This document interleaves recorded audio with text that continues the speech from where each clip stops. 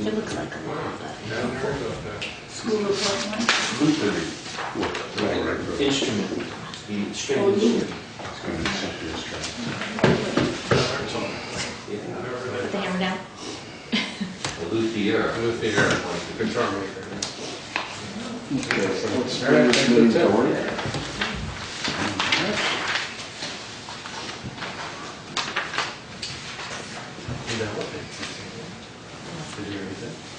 Ready for a motion to accept the minutes of October 17th? Second. It's been moved and seconded to accept the minutes of October 17th. Is there any discussion? Seeing none. All those in favor? Aye. Laura, you're up. I don't know what the traditions are. We're Do I very- stay here? Do I go there? Whatever you you're are comfortable comfortable with. We're Like, you see you all from here, so Yeah. what if I stand my eyes? It's great for seconds. So thank you my name is Laura Sibilia. I work for BDCC. My job is Economic Development Project Manager. The project that I spend most time on is SEVIDS, which is the Southeastern Vermont Economic Development Strategies Group. I've also unexpectedly done a lot of flood recovery work for businesses in the past year. So I'm here tonight to talk to you about SEVIDS. And I'm actually making my rounds. You guys are number 5 on what I believe will be somewhere around 20 select board meetings that we'll be going to in the Wyndham region. SEVIDS, for those of you that don't know about SEVIDS, I don't know how much the select board members know or don't know, it started in about 2007. It was a small grassroots group from around the region, began looking at the broadband issue and expansion of broadband and what we could do to improve broadband in Wyndham County. And as we educated ourselves, learned more, talked with the providers, we started to understand the problem wasn't really lack of broadband. The problem was our economy and really a decline in our economy, which was not making it a great place for broadband providers to necessarily do business. And we started working, looking at what we could do on economic development for the region as a whole. We were fortunate enough, organized enough. Fairpoint, before they went into bankruptcy, had a belief that because they're a rural telecom provider, they needed to invest in rural economic development. In theory, that would up their take rate, would be good for their business. So they work with economic development consultants, Vital Economies. And Vital Economies came into New Hampshire, Vermont, and Maine. And Wyndham County was the winner in terms of being able to work with them. We were ready to work with them, and we worked with them for about a year on coming up with some initial strategies and goals, learning a lot about our region, looking at data, and coming up with some initial plans. I believe that you all get this. This talks about our, and I have extra copies if anybody would like. Should I? Yeah, that's it. It was in your, I sent an email. I don't know. Do you need another I one? opened I it don't here. either. I I forwarded couldn't. her email. Okay. Both. I couldn't open it. They couldn't open the email. Oh. Actually, it opened, it was encrypted. It was like in Arabic or something. And, Well, we'll give you the high level, and then you have that. You can go back and certainly, please feel free to call me. I'd love to come back and talk with you some more. In here, in the appendix section, you'll see there are some long-term goals and strategies and an action plan that are outlined. This is actually our FY13 work plan that looks at what are we going to start doing to implement those goals and strategies and objectives. I will just pause really quickly. Susan McMahon, who I know lives in Putney, and you probably all know her, she is also on our board. And thank you, Susan, for coming tonight. And Ethan McMahon is here too. It's a little lonely. SEVID's goals are really around decreasing the population decline, increasing the number of good-paying jobs in the area. We have one of the lowest average wages in Vermont, our county. Improving the quality of the regional workforce. This is the more and more we talk with employers, so there's a real big problem. We have employers who have jobs, and we have folks that need jobs, and there's kind of a mismatch in those folks being ready for those jobs or having the appropriate training for those jobs. And raising the median annual income relative to surrounding areas. Some of the strategies that we're working on this year and looking at those goals, and I expect us to be working on in coming years, are starting to connect and network and provide support for young professionals. This is a demographic, all of New England and Vermont, here even more so, has seen a dramatic decline in. We know that this is a problem that's bigger than Windham County. We know that there are forces impacting this outside of Windham County. But we feel like starting to get our young professionals together, asking them what they need, providing them social venues, will help us make this more attractive for younger professionals to relocate to or come back to, as the case may be. We also are working on, this year, we received a grant from the U.S. Department of Commerce, Economic Development Agency. We applied for a planning grant, I believe it is, to do a comprehensive economic development strategy. And it may sound a little bit, some towns look at me and say, you know, well, planning, yet another plan. This comprehensive economic development strategy, it's called a SEDS. A SEDS is needed in order for municipalities or private entities to apply for economic development agency funds for their projects, so infrastructure projects, etc. So this comprehensive economic development strategy that we're beginning to work on and develop for the region, will be helpful. It'll be a support mechanism for all the municipalities and also for redevelopment efforts, etc. So that's a big project we're undertaking this year. In addition, we are looking at my plan here. This is a major focus on workforce development. As I said to you, there's a mismatch. We're seeing that there's a mismatch. And also with our young professionals, we have that kind of declining workforce. So we really see that there needs to be focused effort on that. What we're trying to do, what we're starting to discover, there are a lot of individual kind of pockets of workforce development that aren't really connected. Very great Vermont tradition, you know, it's our biggest strength and our biggest weakness, you know, this kind of silo, we can go it alone mentality. So what we're hoping to do is really connect those workforce assets as educational assets and map and see what are the gaps that we have here and talk with our employers. What are your needs in a really bigger picture way and see if we can develop these programs. We've been working closely with the CCV-VTC joint project that's going on in downtown Brattleboro. There are a number of projects that we expect to be able to benefit all of the region. They have some leadership workforce development programs coming out. Also working with Marlborough College, another educational institute. They have a great program actually that they just instituted, will become an annual thing. Get on board, working with young professionals, having kind of a fellowship program. I don't know if you folks have problems getting people on boards in the area. Never heard of a town that has. I know we do in my town, and you know, a lot of civic boards, all sorts of boards.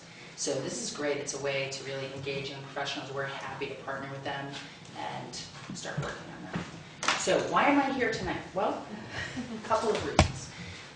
First and foremost, our SEDS project, we are going to be coming out and wanting to talk to all of the towns. We have regional meetings. We really hope that Putney will participate, both public sector and private sector in this. It's really important to make sure that we have development projects that are included in here that are appropriate for the residents and the businesses here. Secondly, another part of our project this year is municipal fundraising. We started in Brattleboro, and Brattleboro had CDBG program funds. I don't know if you folks are familiar with this. Okay, sometimes aren't. And they agreed to support Sevitz with $50,000 in CDBG program funds this year, with one catch. We need to go out, and it's a challenge, right? Raise $50,000 in municipal funds throughout the county. It's actually a good exercise for us. It really requires us, forces us to go out and talk with all the select boards. So we are here. We're going, as I said, we asked to go to all 27 towns in the region. Tonight I will be at 2 select board meetings, which is exciting here in Wilmington. And we are asking towns that have CDBG program funds, 1% income, or other economic development funds to consider support in FY13. I understand those don't apply in Putney. We are asking all of the town's select boards to consider either including appropriation in your budget for a town meeting or warning this as a separate item for voters at town meeting.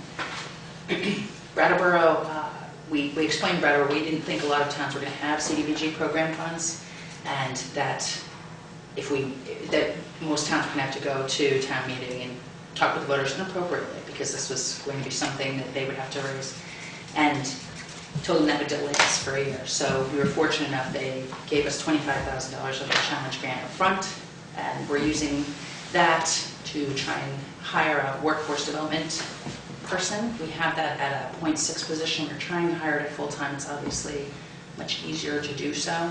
We're making a lot of progress there, have some exciting possibilities, some exciting partnerships. So we are coming first, we are asking all towns for contributions at $3 ahead population, $3 ahead on your population count. So in Putney, it's 8,100.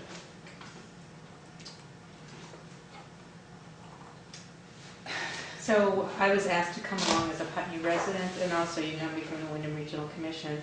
I think it's very exciting that BDCC and Sevitz is really beginning to do economic development, outreach, and planning throughout the region, and we're really encouraging them. So with my Wyndham Regional Commission hat on, we're encouraging them, and we're glad. I mean, when was the last time you saw anyone from BDCC at a town meeting? Not very often, and so they're really reaching out. But to do this, and I think Laura was really right. I'm writing a grant right now, and I'm looking at the new census figures, and our population has really begun to decline in this region. From 1950 to 2000, we were average out. It was at about 8%. You know, I mean, between like 60 and 70s, it was a really big jump in this region. Now I think our growth between 2000 and 2010 was 0.6%.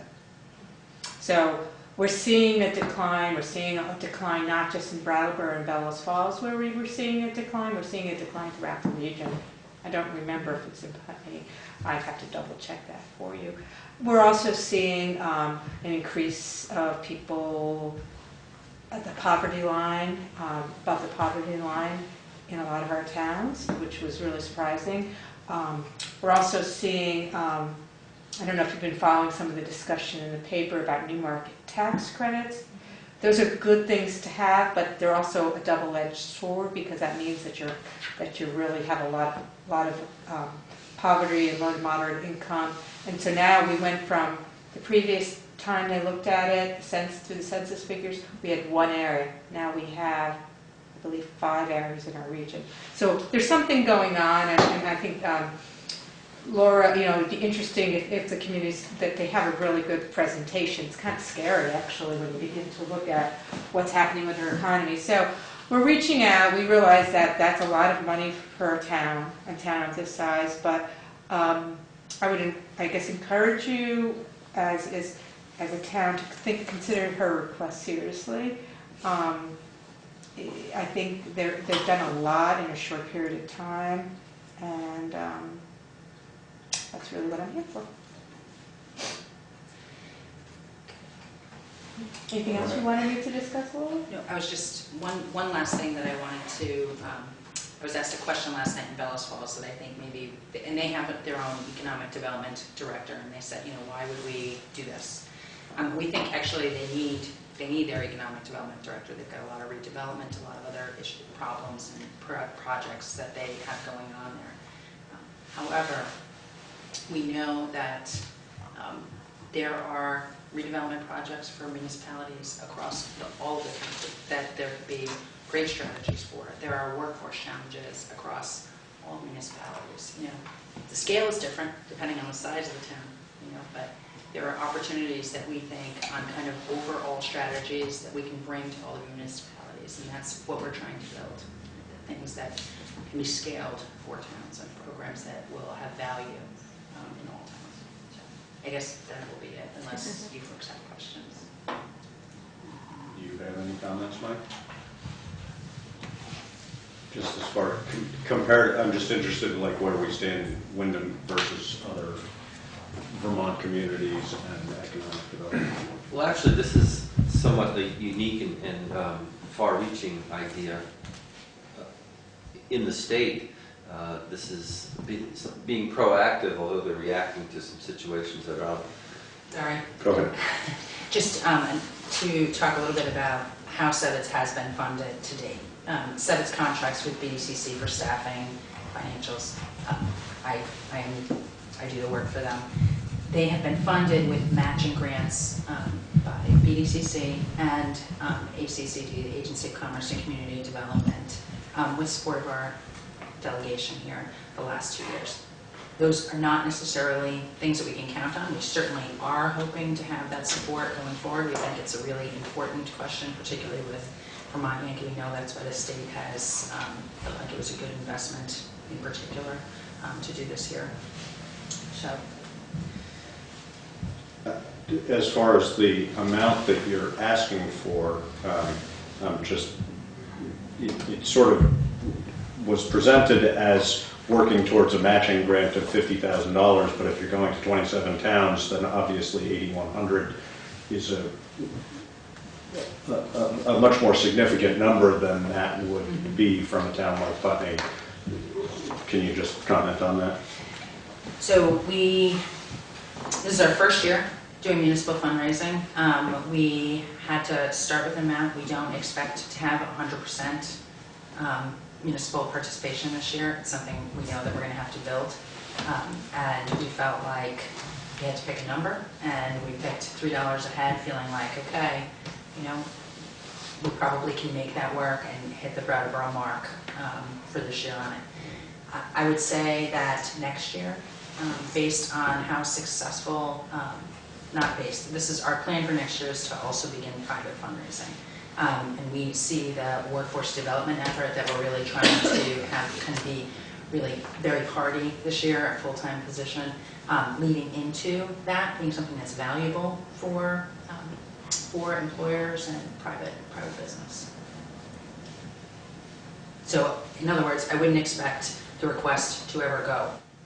I shouldn't say ever. I wouldn't expect it to go up. I know. I didn't say it. Take it Right back. away. Take it back. I wouldn't You expect it got to go that? up. You got that, right? Yeah, it's documented. Lord's will.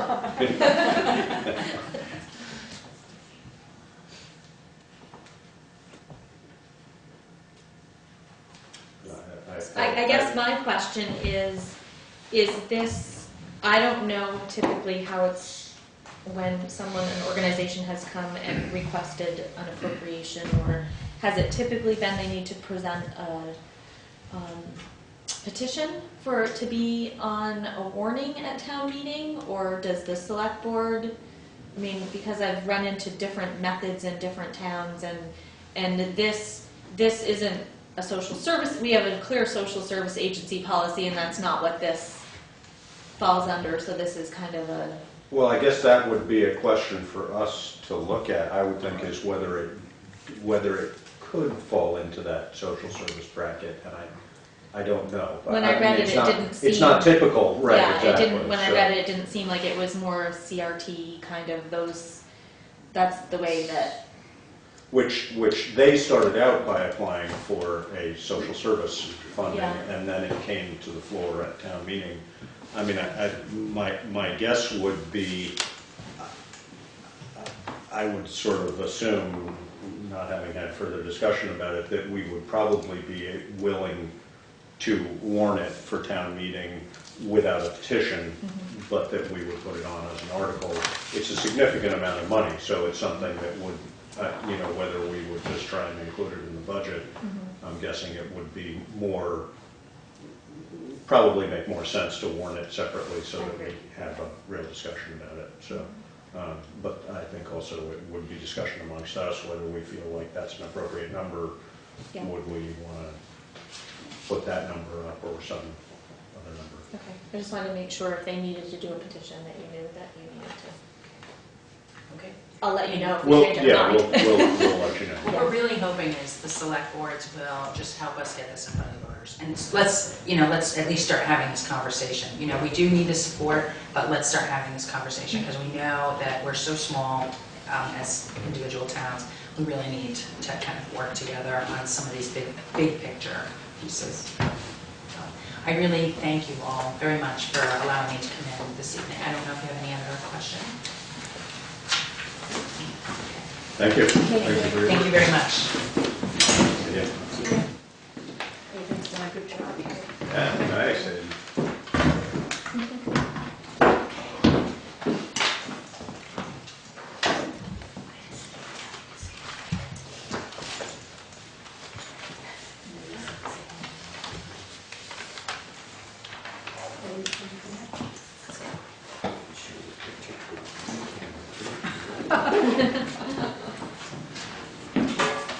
Susan, is that your jacket? No, that's fine.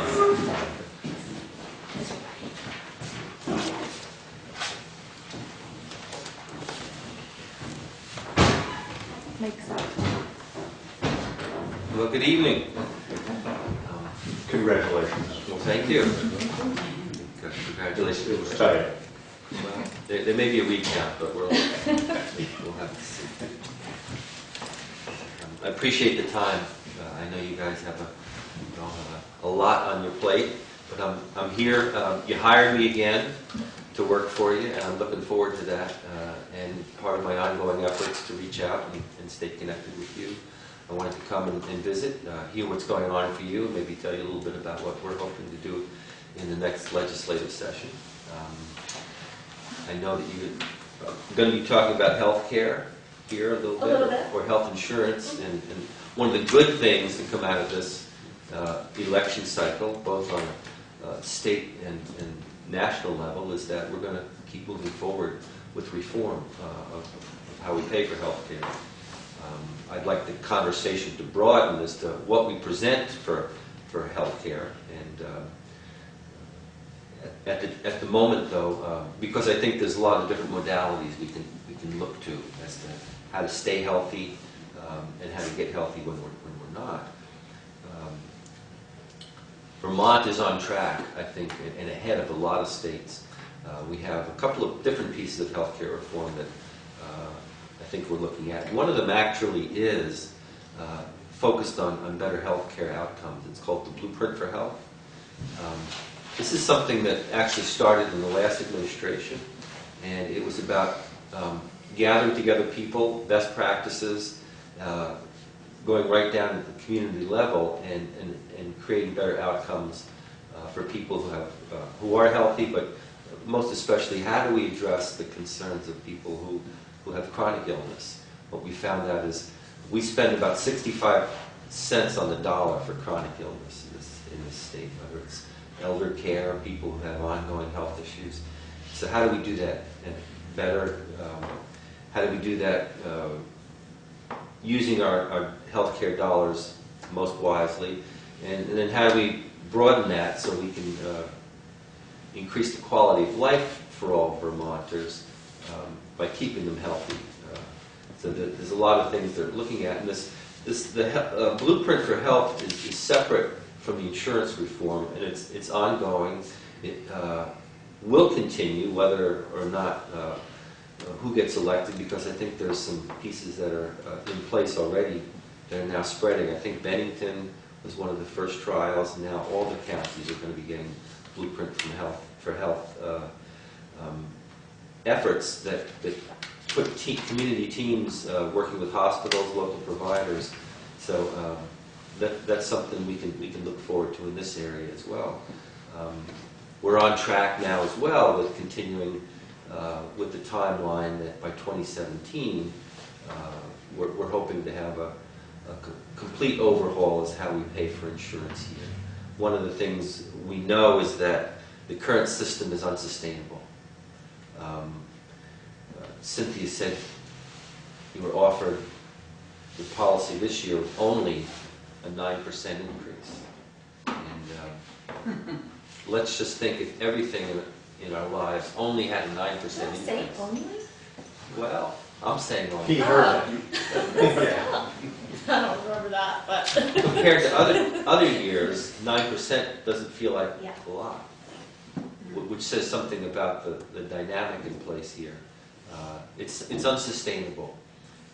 The other piece of it is we want to focus on getting better health outcomes along with that too, because rationing is a reality right now.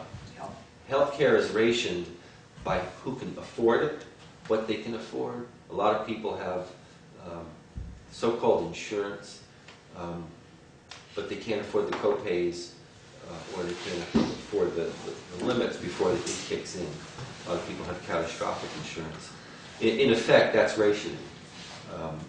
That's unacceptable. We need to be able to do better, and that's what we're going to be moving forward towards. The Green Mountain Healthcare Board that the governor has put in place is now working on the essential benefits, health benefits package. And as we move into the next phase, the legislature will be looking at how to fund that. We feel we're spending enough money on health care now. What we need to do is just figure out how we take the money that's being put out now, usually through employers, and funnel that into a pool that will pay for health care for all Vermonters. I think that's going to be a mix of financing options, but I don't think it's going to mean we're going to be spending more. The idea is to be spending less. And I think the overall plan is that if we get people to undertake better health habits, if we get people who are sick to doctors sooner, costs are going to come down and our health outcomes are going to go up. Certainly in Hawaii, where they've been practicing this for years. Do you have any experience with Hawaii?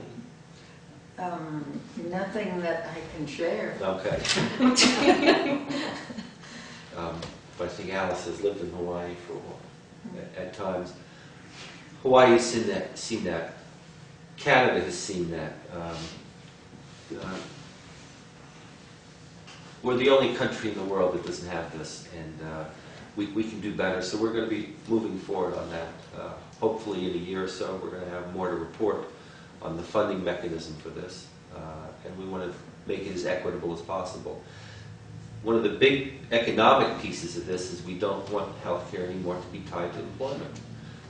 We want it to be a level playing field for everybody, and I think in the long run this is going to be better for both individuals and businesses. The exchange that is being set up now and that will be going online soon, I think may benefit small towns like Putney, benefit businesses. Individuals will be able to go to the exchange, buy their insurance through the exchange, and then be eligible for premium assistance. So as we move forward, this is a pretty dynamic time, and I'm looking forward to seeing how we can keep on that track. Another big thing we're going to be looking to, we still have storm damage to take care of. We are all still holding our breaths to see how FEMA is going to come through on some of our bigger projects. There's been a lot of assistance already on road repair, and I think we've done a great job. And luckily, Putney was relatively unscathed from Irene, but not far from us. Westminster's had a lot of problems. And, the other piece that we're looking at is the state mental health hospital and then the Waterbury complex. So we're waiting to see how that comes in to move forward on those projects. Locally, one of the most common things that I hear is, when are we going to get high-speed internet? And I think we are making progress. You know, one of the things we realized when Governor Shumlin took office is that there wasn't much that happened in the previous administration for rural areas like Putney, Dummerston, Westminster. There was a lot of talk. There was actually money left on the table that didn't get used. So Governor Shumlin has done a great job in pulling together the people and resources along with stimulus money. So there's a plan. It's in place. Actually, we now have 2 plans in place that hopefully will cover the areas I'm interested in, which is Putney, Dummerston, Westminster.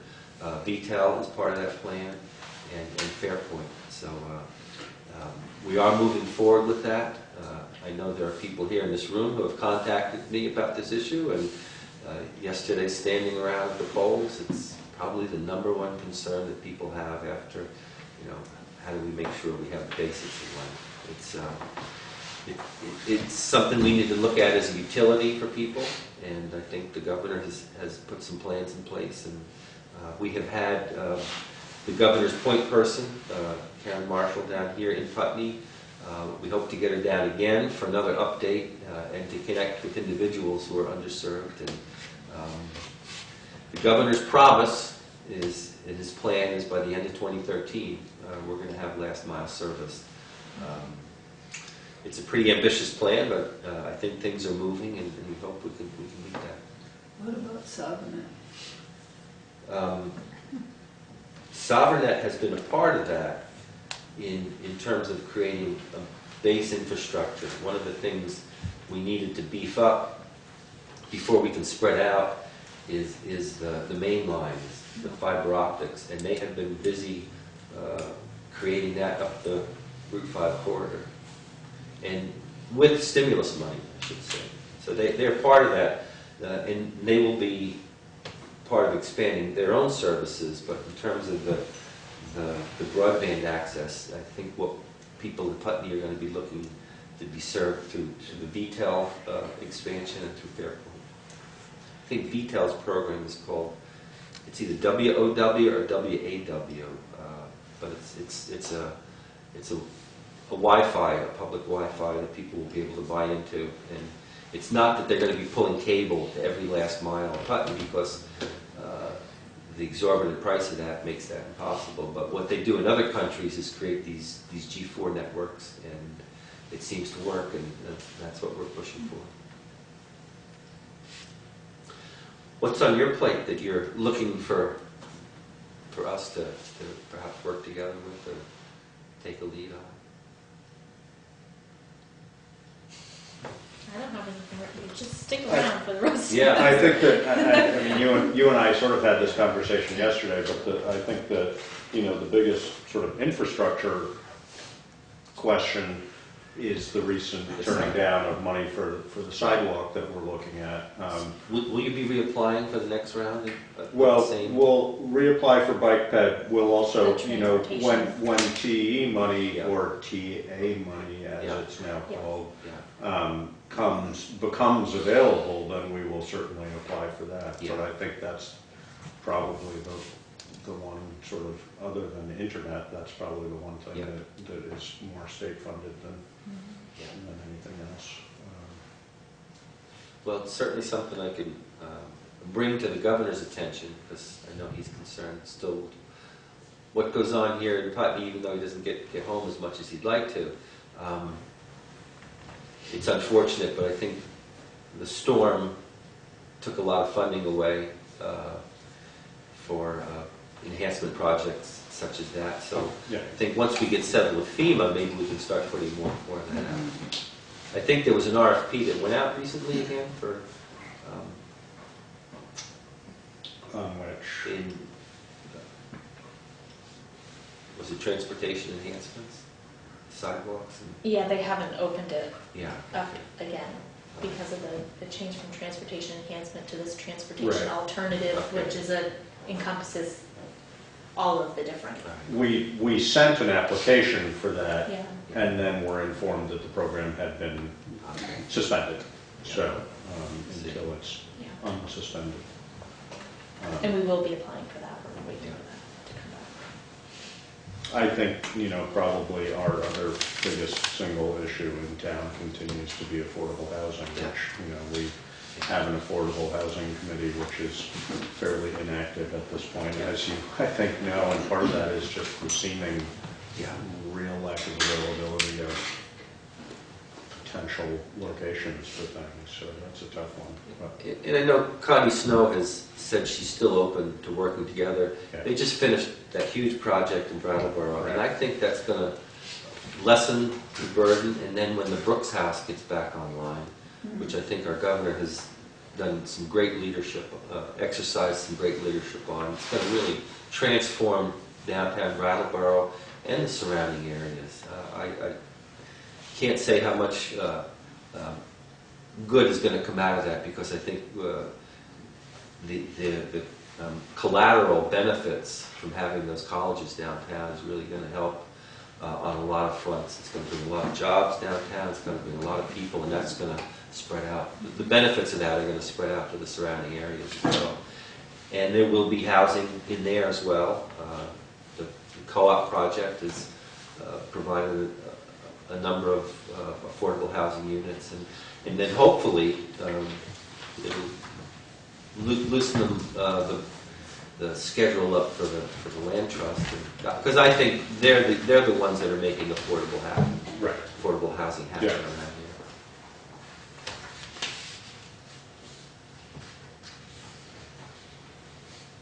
Well, thank you. May I interject that I went up to Windsor, I think it was Monday night, and I was much impressed that Peter Shumlin has a climate cabinet with, I don't know who all, but it's a focus, which I really appreciate. He's certainly provided some good leadership on that, going back to when he was in the state senate and continuing. And this is the new normal, and as they're learning now in New Jersey and New York, we've had now 3 storms of the century in the last 5 years. This is the new normal, and it's the reality we need to start planning for, and along with what we can do to help mitigate that. The reality is that these storms are becoming, as the climate change science has predicted, more numerous and with greater ferocity. I just want to leave you with my hope that you feel free to get in touch with me. I've got the easiest phone number in Putney to remember, 387-8787. Operators are standing by now to take your calls, so feel free to keep in touch. We won't be going up to Montpelier till January, but I'm around. Grab me any time, but feel free to give me a call as well.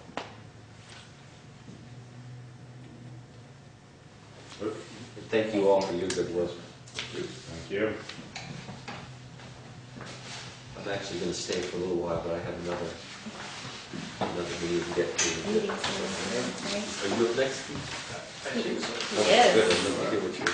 I'm actually going to move up the table so I can, this is what happens when you rush out of your office and you leave your notes behind. You have to fire your laptop. So I have the numbers.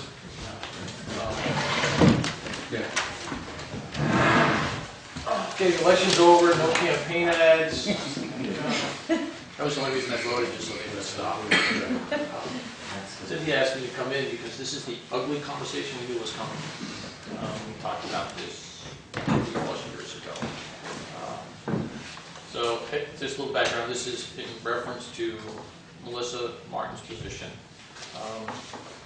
When I initially applied for the federal COPS grant, we approached you and you agreed to support it that 4th year, and have been essentially what you were already contracting for, you continue to pay. We set that money aside and it's paying for the 4th year. So this conversation is that 5th year and beyond that we initially talked about. I know when I ran the numbers and sent them over to Cynthia, she cringed, because there's a thread that runs through this, and that's the healthcare costs. Dude, apparently every conversation you're going to have tonight. Something to do with. Because I think Cynthia gave you the numbers that I had initially sent over to her. And there is a copy of it in this. So a little more background on this is when we applied for the grant in 2008, we based it upon the numbers we had then. And I based it upon essentially starting salaries, single person, and the health insurance costs for a single person at that time. And of course, those costs have gone up. So the federal funding actually ran out in June. And I carry, because the agreement was that it's a 3-year program paid for by the feds, and then the 1-year retention period, which you've been paying into, and we've been setting that money aside. So the money ran out in June. I covered that 3-month period out of my budget to include we've been paying for the car all along. That couldn't be paid for under the grant. The only thing to be paid for under the grant was salary and benefits. So, if you look at the average, all the costs that go with the car, that's $7,200, so that's a little over $2,100 for the 3-year period under the grant, plus that period of time the grant funding ran out that I've been carrying, so I've covered about somewhere around $42,000, plus or minus, out of my budget, because I think it's a great program. I think Putney as a community could see the benefits of that, and I think we've seen that.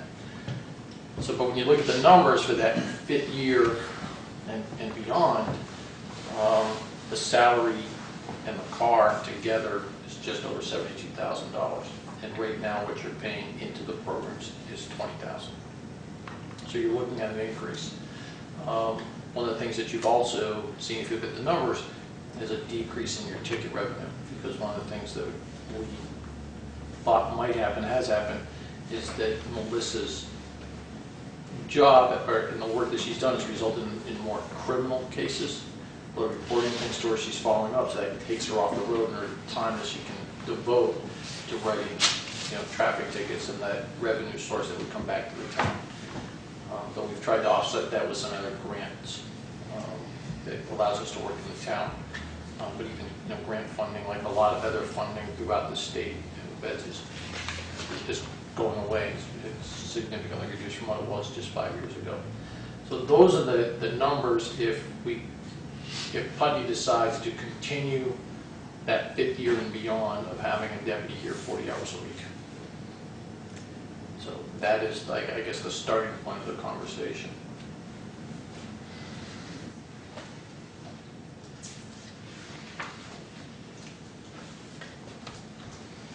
My recommendation is that We hire her. well, if you hire her directly, the cost is actually potentially higher. And the reason I said, one of the things that you get by contracting with us is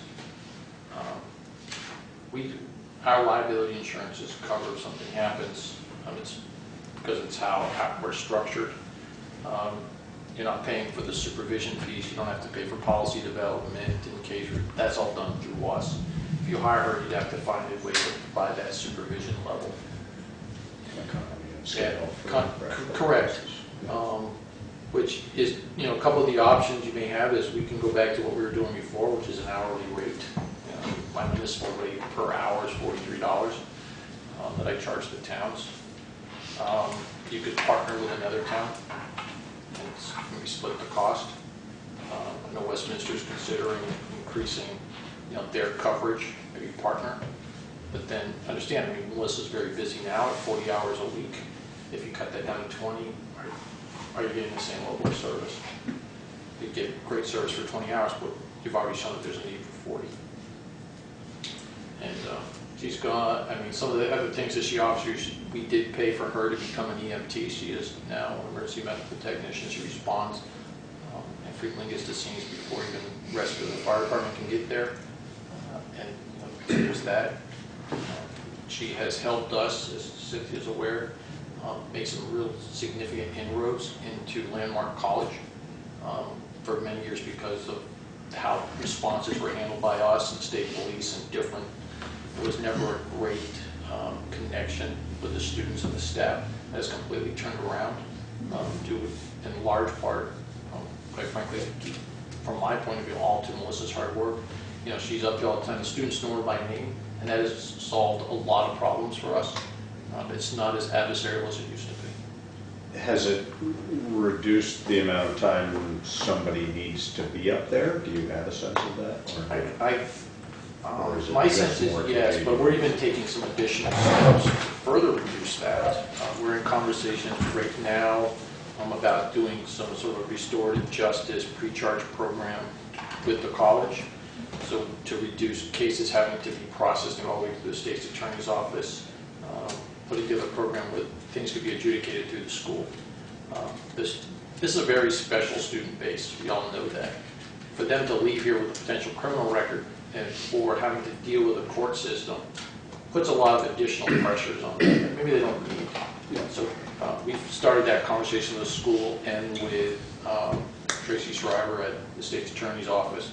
So in what we're hoping through that, and what we believe will happen is that will further reduce the demands on the criminal justice system to include Melissa's hours. And hopefully the community will see the benefits of that, where the school handles a lot of smaller things right there and reducing the amount of time we have to deal with it. As you probably know, a significant source of income for the town for our current fire department services is through donations from the schools. Would you be able to reasonably accurately break out for us the amount of time that Melissa spends at Landmark? Yes, Cynthia asked me for that, and I started to run that and ran it this quick, because I was actually going to try to plot it. You know, not only look at calls directly there, but calls that are related, associated, and that's a little harder to do because you actually have to dig into the call. Yeah. You know, and so we are putting that together. I just wasn't able to put it together in a way that makes sense. Okay. Yeah. But you will be able to? We are working on it, yes. I think the school is very supportive of Melissa and what she's done. I think if we approach the school in the right way, they may be, when I say school, Landmark, to help support that because they've seen the benefits of that. What about the other schools? Is there as much, I mean, obviously there's not as much. We very few, I mean, certainly some support to like the central school. A lot of that is proactive, Melissa going up there and interacting with the kids, educational stuff. Again, how do you measure the value of that? That's up to I guess the voters to decide or the board to decide. Putney School, a few calls per year, it's not a significant very number. minimal. Very minimal as compared to your local schools in Landmark.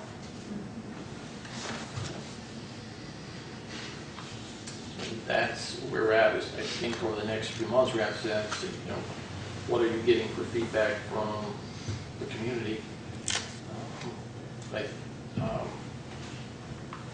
We knew we were going to get to this point. Does the community see the benefit, or are they willing to support it? Just as a kind of point of reference, you know, because we were paying $20,000 a year before, and I know taxpayers are going to want to know, what does that, if we go back to that system, what does that get us? About 38 hours a month, so just under 10 hours a week, roughly, at my rate this year, which your next year is covered. It's the following year, the budget year you're working on, so it's kind of. What is her current employment follows our fiscal year, is that right? It's running. Or calendar year? It's actually running, so the federal grant got, which was September 1st. Oh, okay. So just the way they align it with the So grant. it's just a whole nother calendar, okay. Yeah. So it's we're paid through September 2013? Correct. So your next budget year, there would be an adjustment because you'd only be paying For 10 months? 10 or months. whatever. Yeah. Correct. And some other reductions because there'd be some monies left over we would adjust. So it would be a little less than the 75 that we're talking about. So. but I think we're gonna be warning the 8100 from the previous subeds there. Yeah. And I think, $52,000 increase is what some people are gonna look at. It's gonna, there's gonna be questions. Yeah, absolutely, and legitimate questions, and those are questions that some of it, we'll have answers to, and some it's, I hate to say, it's like wait to see. One of the things that we find interesting is that we knew there was the potential for call volume to go up. I mean, if you look at the sort of the crime stats for Putney, the last couple of years, you've had a crime rate. If you look at the numbers, well, it's not that your crime went up; it's that people finally found someone they're comfortable talking to and reporting those crimes to, and they're followed up on. And that's really the genesis behind the program, is to develop that, and that's what occurred. But with that then comes, like I said, that demand on Melissa's time to the point where she's not able to, again, to work the road to do that traffic enforcement that potentially can generate some offsetting revenue. So, what's the benefit to us of that, other than people feeling more comfortable? Are we, if we're seeing a crime wave, as you're describing, in a crime wave over the last couple of years, because people are coming forward, if we were able to follow that out, and of course this is speculative on your part, but if we were able to follow that out, is Melissa's presence going to relieve that to a certain degree, or is she just or are we gonna have the same amount of crime, but everybody feels better about it? Great question, and you're right. And I think this year we're actually starting to see it, though it's still a little early in the year, that it does start, not only does it level off, it drops. The initial part, when Melissa started, it was almost like what we call test calls. People were calling just to see if she would respond, and she did, and followed up, which they hadn't seen in the past to the level that she was following up on. For an example, we do welfare checks. Somebody calls that, I haven't heard from my mom or dad in a while. Melissa took one of those cases and went out there, spoke with them, realized something wasn't quite right in their responses. Turns out that they were having money stolen from them from one of their visiting workers. And because she was able to engage and follow up, that turned into a crime. So that, again, something that may not have been reported, someone's reported. What happens over time is people get more comfortable.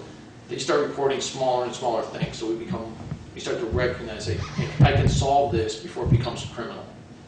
And that's where you get, and you sort of get to almost that, I hate to use this analogy, because other sheriffs across the country cringe, but that Andy Taylor approach. You respond to the big crimes when they happen, yes, but the idea is to get involved in the community where you recognize things before they really happen, and that's where we're finally getting to, which is why the grant's set up in that 4-year period. It takes a little while to establish yourself, get someone that people get to know, moves into the community. Melissa lives here now, which is what we hoped for. She did, her kids are in school. And then to get them to understand, hey, can you help me solve this little problem before it becomes criminal? That's where we're getting to now. So you're absolutely right. It goes up, levels off, and then you start to see it drop. And so what the program is designed to do often doesn't happen in communities. It actually worked in Putney. So when you look at a success story, this is it. Would we then, if we were able to follow that curve out, would we then see any decreased need for her services? Potentially, yes. But as the criminal calls drop, she'd be able to do more traffic enforcement Then we can and get more money. offsetting Yeah. revenue, which is the way the program is set up in the state. Ideally works. Yeah. Ideally works. Some communities use their fine revenue not to increase their policing presence, which was the design of the program. They use it for offsetting some, their taxes of the effort of it. Yes, I've been very much appreciative of Melissa and Tom Goddard. I had a 25-year-old guy from Landmark. I haven't any idea what he was doing. And so my question really is there any way to quantify drug use on Landmark College? Because it's been high. I've had now 2 drug dealers in my apartments. We can quantify the calls that we've gone on where drugs are related. the school may have situations where they're aware of a student possessing drugs that were not prescribed to them, or illicit drugs, that may not have been reported to us. I'm just wanting to know whether that Landmark College is getting to be a better place, which is probably not answerable, but it certainly is a question. In my conversations with the staff at the school and the administration at the school, is that they are more proactive than they have been in the past in addressing that. And I assume Melissa has had a hand in making that happen. Yes. Again, it used to be very reactive to the school because it was either state police or us if we happened to be in the area responding. Now Melissa's there interacting on a very frequent basis with both the administration and the students. So I would agree with your assessment that she's played a critical part of that. I have 2 questions. Just two. I'm sure you have more, but. Who did you make the check out to? The county sheriff's department. That's about it. No, what? We're talking about this as Melissa, and I understand that she's built a relationship with the community, but there is always the What if it's not Melissa? realization that it might not be Melissa's. So I can see the benefit of not having our own deputy and paying them ourselves and managing that here and using the sheriff's department, as long as could we have somebody show their face on a regular basis with Melissa, so that if for some reason Melissa moves or decides this isn't what she wants to do anymore, that there's another person already in place that people in Putney are familiar with. Yes. Okay. And I mean, I know there has been a little bit anyways, because Dana's been around, or, Sort of. yeah. Right, and one of the other ways and you're right, that is one of our concerns. What happens if Melissa says, you know what, I've really enjoyed this, but I have another opportunity, whether with this sheriff's department or another organization. Melissa has developed to the point she's now one of our field training officers, so a lot of our newer deputies are working with her here in Putney. Mhm. You don't get billed for that, that extra person working with her, and that's what they start to know. So if Melissa were to step away, we would look at those people that have been working with her here, try to find some of the very similar approach, to the community. And you're right, that is one of the things that we're thinking about long term. I'd love to say that Melissa's going to be here to the end of her career, 50 years down the road, but we have to be pragmatic and say it's probably not the case. So, And it's clear from how she has progressed from where she was 4 years ago that she's on a fairly steadily upward trajectory. Do you anticipate that taking her elsewhere in the relatively short run, or not? No. If I were to estimate, Melissa finding something else that she had an interest in and moving on, 3 to 5 years. I've been pleasantly surprised at how much Melissa's involved herself in this community. I mean, initially, remember, we had that conversation. We selected her, she lived in Hinsdale. Right. Weren't sure she was going to move here. I think within 6 months, her kids were in school here, and she was renting a place because she got so pulled into this wonderful community. And that's why it makes it work. She knows the people. And that makes it efficient also. When you're investigating a case, something comes up, you know who to go to. Right. And she was new to policing at the time we brought her into Putney, which was in some ways I think very, very good, in that she didn't have any bad habits, didn't have preconceived notions. However, she hadn't really developed all the necessary skill sets, and now she has that. And the sheriff's department's grown in ways that we can support her in doing that. So, but now we're at that very tough conversation we're going to have is the community what think they see enough of a benefit to financially support it. And that's not I can't give you that answer. I know what I'd like the answer to be, but. And how do you see in your role as sheriff throughout the county, how do you see these things unfolding in other towns? I mean, Melissa's the only person doing what she's doing within the county, correct? Yes and no. We had a similar position in the Townsend area. We had difficulty in getting people to stay within the position for a host of reasons. We finally ended up with Deputy Tyler Cook over there. And I'm having this similar conversation with Townsend. Because there was turnover for a host of reasons, we didn't necessarily develop the sort of same thing that we've managed to develop here in Putney. Made some significant headways in that area, but not to the level here because of that constant turnover. And we went through 4 deputies in 3 years trying to fill that position. Matter of fact, at some point, someone always said, well, can we have Melissa go over there? And will you be continuing to try to do this in the other Windham County communities, or Right now, is Melissa going to be unique to Putney? I'm just, you know, when this discussion comes up in town meeting, it's almost inevitable that people are going to say, no other town is doing this, why should we be doing it? You know? Other towns are having that conversation with me, how they can get more policing in their community at an affordable way. You know, they can't really afford to start their own police departments.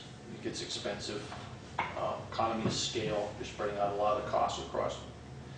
Can you regionalize, you know, a couple smaller towns, maybe, again, sharing someone? It's maybe a larger area, but a smaller population. Those conversations are continuing. And not here, in just Windham County. Those are conversations going on statewide. Yeah, You know, I mean, I've been in contact with Jonathan Williams from VLCT about community coverage and how it's being done, because VLCT is looking at it.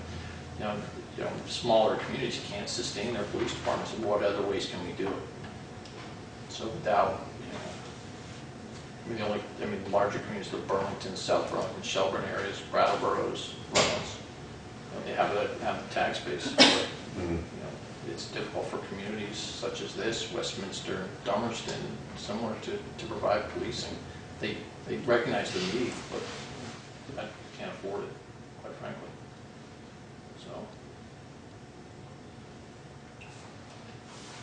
So question, so it's a $50,000 increase, but it's $72,000 for annual. Yeah, if you look at the salary, it's 68 and some change, and it's $7,200 for the car. There's a breakdown, Howard, that you can get it. Okay. And I know you just got this information, but do you think this will likely be a separate article? Or do you not know yet? I don't know. Because back when it was 20, it was just rolled into the budget, right? So We've been having an ongoing discussion also about this question of sort of a public safety. I mean, we now have a public safety fund, which is funded primarily by donations from the public schools as well as the fire department reimbursement fund. Mm-hmm. And the combination of those two things, as our debt on the fire department decreases, that increases availability of funds from that, or the availability of monies from that fund in order to be able to do other things. We also, within the next couple years, it's been about 3 years since we had this discussion with the schools, and it's not set in stone, but we have implied that would be a discussion that we'd be having approximately every 5 years as to what their contribution is. Is that funded in perpetuity? I mean, the schools they're going to keep giving beyond the mortgage on the fire department? There's no agreement to that, but they're all non-taxable entities. So we are not able, obviously, to influence them to pay us that money, but we are hopeful that will continue to be given to us. And that's public. I can track down Cynthia to get how much each of the schools give as part, yeah? Okay. Thanks. And I think that's where that question of land, or how much time we spend at Landmark, because there is definitely a significant difference in the amount of time that we spend both fire department wise and Sheriff's Department wise at Landmark. And I certainly can't versus the speak on behalf of Landmark, but I think that's a conversation that. There's a willingness probably. Yeah, they're expecting to have. Yeah. And again, in large part to Melissa, we've been having those conversations. I mean, I've been at meetings up there with Melissa and Tom Goddard, and those are ongoing. And again, that relationship, in the past, I think the best word to use, it's been contentious. Mm. And in the last few years, it's much, much better. Well, and certainly if they're able to have better retention as a result of her presence and or less litigation, then that's a huge And if the benefit. students and faculty feel safer, and Right. she's been working with them on some emergency planning stuff, and that benefits all of us. So I think this is just over the next few months. I think we just have to sort of look at how we can make this work and what the feedback is you get from the community. Now, again, it's just how we build it. I really would hate to see Putney lose something that they've come to value. But I also understand the economic side. So. Any other questions for the Sheriff's Department? Wow, this would be easy. The amazing part, if you look at the healthcare costs, if we can figure out a way to cut that, it's 50% of He it. just left. I know. I'm going to have a meeting soon with all the local legislators, so. They're working on it, certainly. And you know what, I've even talked to my full-time staff to say, we may have to look at some other options for our health insurance. It's, as Mike was saying earlier, it's unsustainable. I'm a small employer, and I'm paying, I think my last check was, I paid somewhere around $160,000, $180,000 a year for health insurance. And I don't have a base budget I can draw from the cover that. I have to cover it through my contracts, and that's how it ends up where you see it in front of Where you. it is, yeah. And, as I told my newer single deputies, I said, you're banned from getting married and having kids. I can't leave. Right. No, well, I mean, it's basically, if you look at this, it's essentially 25% of your hourly wage. Yeah, it's almost half of what I'm paying. If you look at your hourly rate at $18.54, it's $8.75 just for insurance. Right. And then you add in the other fringe benefits and retirement and the other stuff. You're $30 an hour. Yeah. Which is sort of the reality of having good professional people available, but it's a heck of a lot of money. It is. Yeah, policing is not cheap. No. It looks easy. It's not, and it's not cheap. I don't think it looks a lot easy, but. Some people think it is. I don't know if I can do what Melissa's done here. She's really, really done a phenomenal job. And, if she was here, I would say, well, she's here. I'm not saying because she's not here. No, she was supposed to. Oh. No, she actually got caught up in something else, and she got busy. So, but and she knows it. She's really. So. She's always here when I need her. I think last year, just to get her to buy a house here. There you go, that would keep her for a little while. You're gonna have to work on these numbers. There's that affordable housing question. Yeah. But she seems happy doing what she's doing, and enjoys working here. Good, thanks, Steve.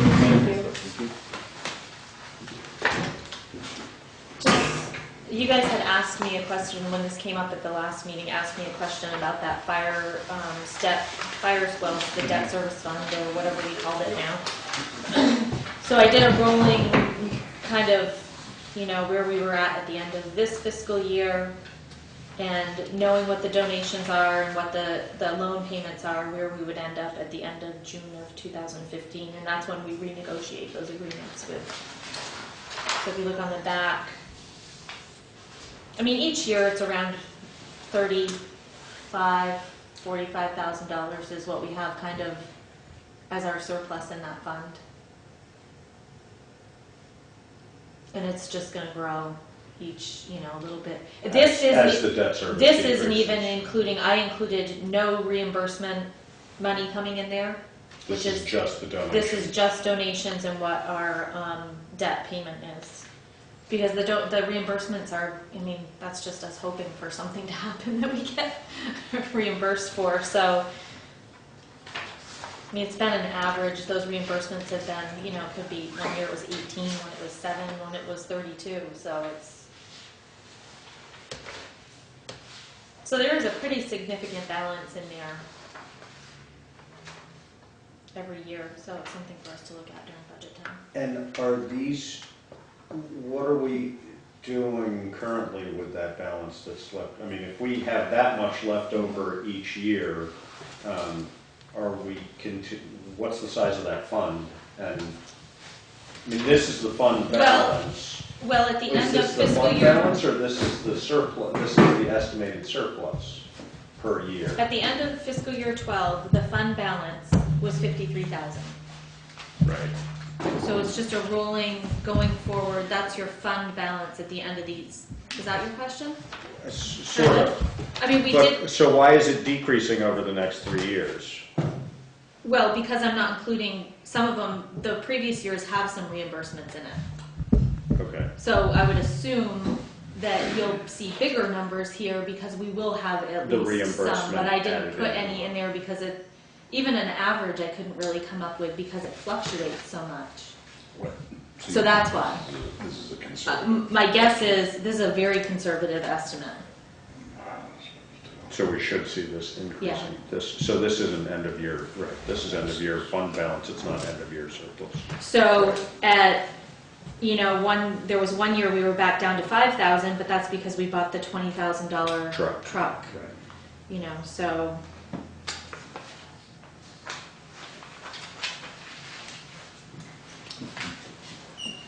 We call there. Not that we have a lot of money left over. Yeah, no, this is really not, it doesn't look pretty. If you stop by my office and maybe take a look at my accounts. No, thanks. So that was just kind of a, that's just knowing what the constant, you know, ins and outs are, but I suspect it's gonna grow even. And our reimbursement fund tends to be between 15 and 20,000 a year, is that right? I would say Roughly that's right? probably, yeah. Yeah, I mean, I'm not really sure what happened in this year that was so high, the 32. That might have been the year with the bus accident. Or was that Irene? No, No. it wouldn't have been Irene. No, I think that because that was a big, the bus accident was a big. Yeah. So we just need more buses until. Well, that's why I say, I didn't really want to estimate that because that means there's something bad Right. behind it. So let's say there's gonna be none. Patch of the road was fixed. Yeah. All right. So when we get closer to budget, we'll figure all that out. Okay, so the next thing I had was approval of financial statements. I talked to John and told him, I went through all the financial statements, didn't really find anything that was, you know, blaringly wrong. I did, out of the 6 journal entries he gave me to do, 3 of them I had given him. So those were mine. And out of the other 3, there was one I didn't post because him and I talked about it, and I had it already closed out. The fund was already closed out. So we need to approve, or you guys need to approve the financial statements and reports.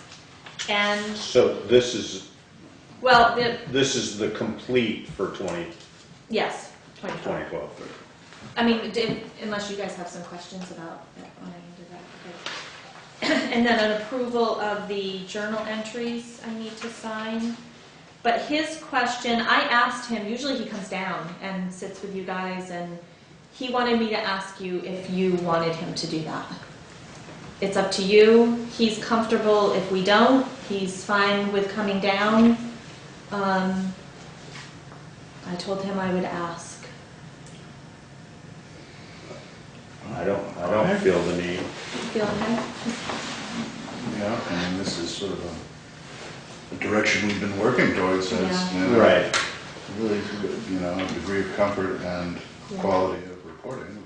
But The only those thing- conversations tend to get a little more cursory each year. Yeah, so- you know, it's, I mean. The only thing always that happy to see him, but. The only thing that I told him that I would, and he would probably point it out if he was to come and talk, is the water and sewer fund, and we can talk about it during budget time. We need to have a conversation, especially about the sewer fund, because we're not making money on that fund, and we continually say we're going to put $10,000 aside.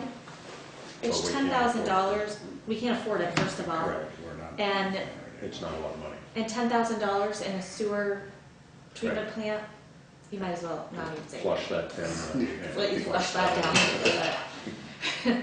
So we had a conversation about, it's time to start talking about budgeting for depreciation. Yeah. Now, whether that's the entire amount of depreciation or we start, smaller, but that will really help us build a surplus that is Which we're significant gonna need enough. to. Yeah. Yeah, So that was kind of, in looking through the financial statements, that was really the only thing that him and I, it's been a continual conversation. But that's the one thing that he really wanted to kind of drive home this year, we've got to have that we need to either. and the other piece of that is the town-wide contribution to that fund as to whether that continues to be appropriate. And Yeah. if so, how that should be allocated. So that was the biggest kind of red flag issue I got out of reading the financial statements, which is not something that's new, but probably the time to start. Yep.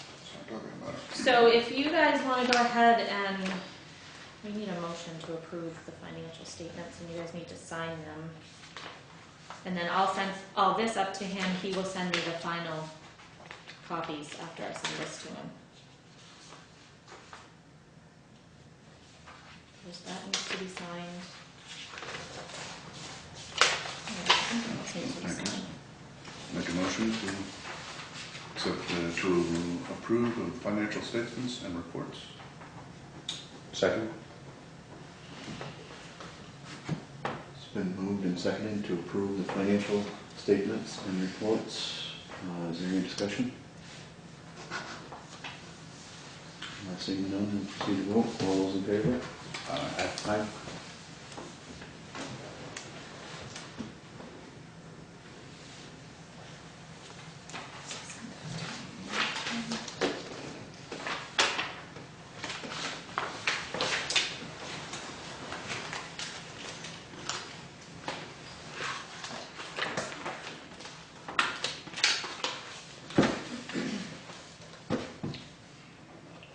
While you're signing that, I added the next item is the Public Service Board sent an application for a certificate of public good for net metered power systems from Sun Farms LLC. Basically, we received the notice, and I put a copy of it in there, of notice to those with concerns about the net metering proposal. If you've received a copy of this application, you have the opportunity to comment on the project and to request a hearing before the Public Service Board to raise any concerns you may have regarding this project. So I don't know how familiar you guys are with the public co-op? No. Um, This is Nick Zider is up on. Right, isn't that a Yeah. co-op per se? I mean, not a public co-op, but it's a, That's one of as I understand it, it's an LLC that Nick Zider owns, and he'll be getting investors. right. And then he will also get people who want to have their electricity paid for, and so it will be through Green Mountain Power. I hope all of that is correct.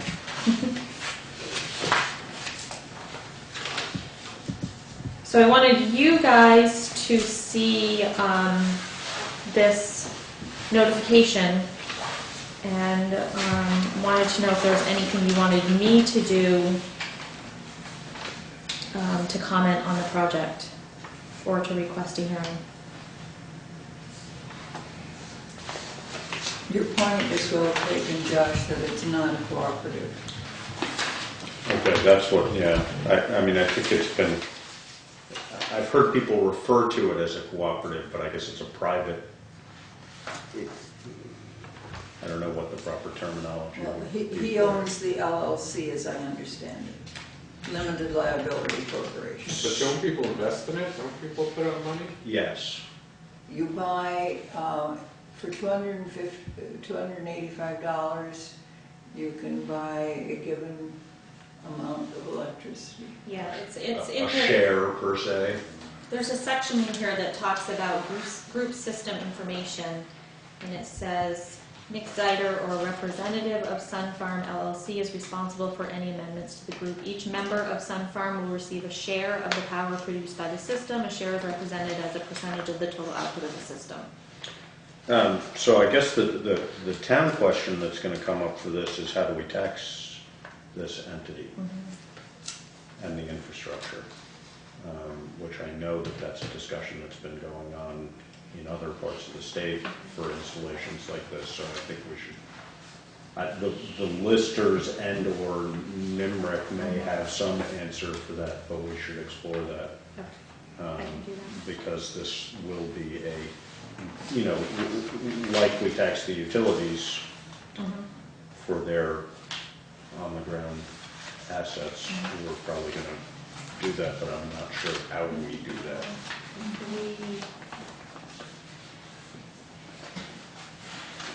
We must file comments with the board within 30 days of the date when the application is sent to the board.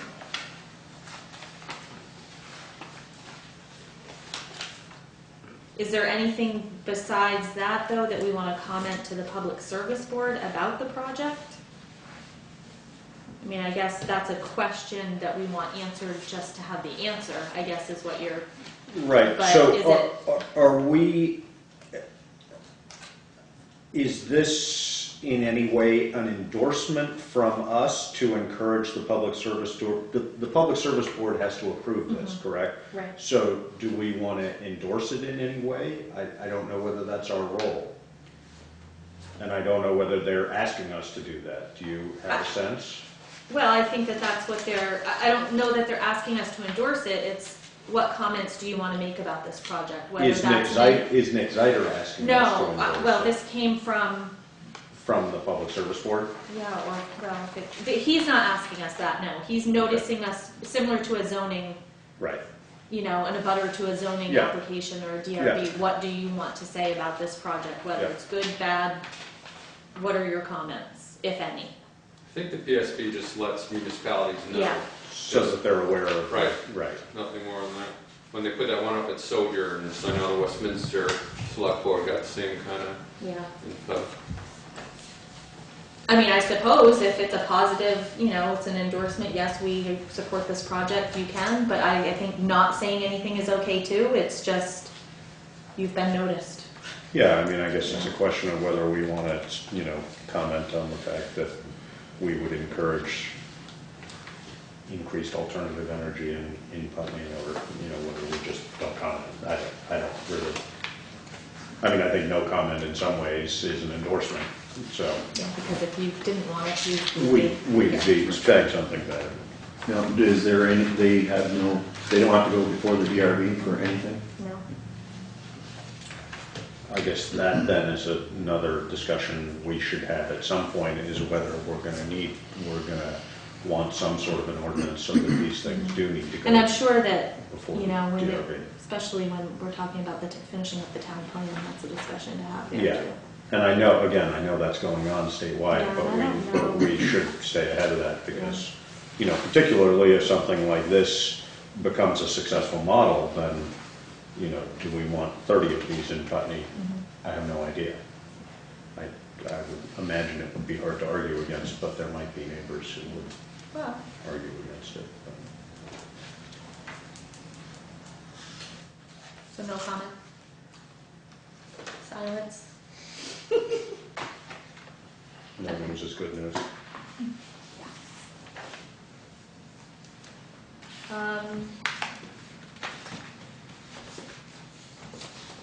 I had a call from FEMA regarding, we're moving on, okay? Is that okay with everything? I had a call from FEMA regarding Pierce Road, which is the property of Stephen Bain. It's on the legal trail portion of Pierce Road. And Pierce Road goes from Pierce Hall to Route, does it go all the way to Route 5? I think it I'm not does sure. go Is all it the on way the- through, yeah. Just south of Harlow I'm not Sugar House. Yeah. Isn't it, right, I know it goes through, but I thought it was named something else. I think on it the It other was end. named Yeah. something else at the other end. So I'm not sure. Well, it was, but then, A 911. yeah, but where his house is located Is is called 24 Pierce Road. Okay. Yeah. It's not very far up. Once you get off that, onto that trail part, it's not Yeah. very far up. So, sorry, who FEMA. contacted? Okay, yeah. And the question from FEMA was, is that property accessible now? And I said, from when? They said, from the damage from the Hurricane Irene. I said, well, I don't know anything about it. I was not aware that there was damage done during Hurricane Irene, but I will research it. I talked to Tom, I talked to Brian, and I talked to Skip, and none of them knew of any damage specific to Hurricane Irene. Now, whether there was damage. And is it actually, what is it? Is it a class 4 or class 3? It's on our map as a legal trail. Right. So the as a connection class from- 4, Yeah. probably. Right, but is the driveway leading up to the house a public road? Y- Okay. It's a town, yeah. Right, a town maintained? It's not town maintained, but it is But owned we by the town. recognize it as, Yes. Right, Yes. okay. the, But then beyond it, it becomes a trail. I don't know exactly Okay, where, but right. yeah. So I asked Tom, is it accessible if is his house accessible if there was a fire or an emergency? Because that was my main concern at that point. And he said, yeah, we can get up there with a fire truck or an ambulance, whatever. So I called the person back at FEMA, relayed the information. Mr. Bain came in and was upset that I had told them. undermined his Yeah, application. that it was accessible. It is accessible. I went up there with Tom's truck. The kind of car that he drives, it may not be accessible. I mean, it's not, I don't know. I wasn't driving his vehicle. It's a smaller car. So the whole information back and forth with FEMA, that's been settled, and I've talked, Stephen came in and talked to me, and This is based on the fact that he applied for funding from Yes. FEMA for his private, yes, or whether it's private or yes. not, to fund that, okay. I did express frustration with FEMA because no FEMA representative came into this office to find out who owned that road. If there was damage to the road from the flood, they should have been in here looking to find out who owned the road. Now, what they were told when they were out there, I have no idea, but no one came in asking about the road. Because if that was the case at that time, we would have applied for FEMA funds. FEMA funds to fix it. And what did Stephen Bain say he had told them? Had he told them that it was a town road, seemingly? I'm not sure. Yeah, I did, sure. Yeah. I mean, he said the FEMA representative came out and agreed with him that it was not accessible to him. And they worked out their agreement. He has been getting some assistance, and I told him at this point that what FEMA and what is between him and FEMA and their discussion has nothing to do with the town at this point. That had we been notified that there was damage to the road at the time, we would have applied for assistance. We went out and checked all the roads. That was not one road that we identified as a problem. And that the specific question from FEMA to me was, is it accessible by emergency vehicles? That's their determination as to whether there's an issue or not. And I told her no, which was the answer to the question. So he's dealing with FEMA. But there's this other question of the road itself. Now that this has all come about, I went back in the records and saw a letter from the select board at the time, it was 1992, I want to say. He had come to the board and asked if he could maintain that section of that road. They agreed that he could maintain the cutouts to the road, but that any further work done to the road, he would have to come back to the board. He just said he did not get a copy of that letter, because once we got talking about this whole FEMA issue, he then expressed frustration that we haven't cleaned the cutouts, that's been a problem, that the road's washing because we are not maintaining what we should maintain, which We don't have to. Yeah. But I'm not sure why we ever let someone build a house on that road to begin with. So that discussion went back and forth. I don't know the history of that. I don't know if the house was built and then a permit was obtained after. I don't know. Right.